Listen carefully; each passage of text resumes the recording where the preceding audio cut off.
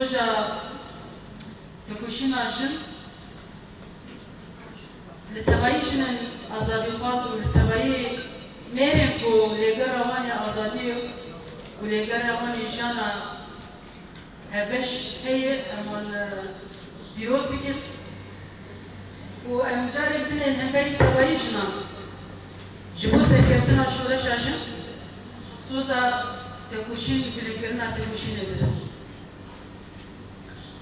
İro em li ser rola jin di şaredariyan de vê muqabatê çêbikin. Rastî di nav şoreşa me ya rojava di şoreşa jin di xebata ya herî zêde jinan tê dirolîstin yek jî xebata şaredariya bû. Xebata yekemîn ku hêlbijardin tê diçêbû di Rojavayê Kurdistanê de xebata şaredariya bû. Di vê xebatê de hevalên ku şehîd jî ketin di vê rêkê de dîsa pêşekiya wan şaredariya kir. Ji bo jî yani hevalên şehîdê ku di şaredariyê de jî şehîd ketin û jiyana xwe ji destan em wan jî bi wesîla vê rojê bi minnetdarî bîtin. Em wekî jinên lê Bakurê Rojhilatê Sûrî îro li beramberî berpirsiyatiyên gelekî mezin. Ji ber ev şoreşa ku me dest pê kiriye pêwîst ku ji bo tevayî jinan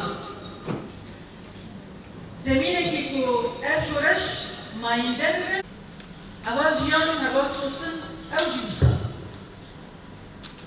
Ji bo jî em wekî jinên vê coğrafyayê di vê zanebûnê de ku ev sistema desthilatdariya me ev sistema ya zulûmkar naxwazî ku ev şoreş pêş rû biçe û naxwazî ku ev şoreş mayînde bibe. Lewma jî birêbazên yê şerê taybet ve êrişên fîzîkî ji bo ku ew hêvî û ew îrada me bişkînin bi hemû awaya di 2022 jî em bi êrişên giran rûbirûman. Lêbelê tiştek pir girîng heye ew jî rastî ew îrade û ew daxwaziya azadiyê ku derketî holê ew qese mezin û ew qese bi zexmekî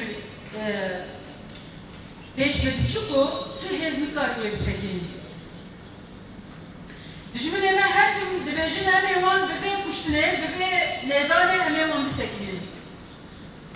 Fakat jinên Kurd, Arab, Suryan, Asûr, Türkmen hemû jinê li ser vê axê bi biryardariyekî mezin di vê meşa azadiyê de bi israr dibêjin em ê bimeşin û ti hêz nikarin me vê meşa me bisekînin û gava bi me bide haş dibide avêtin.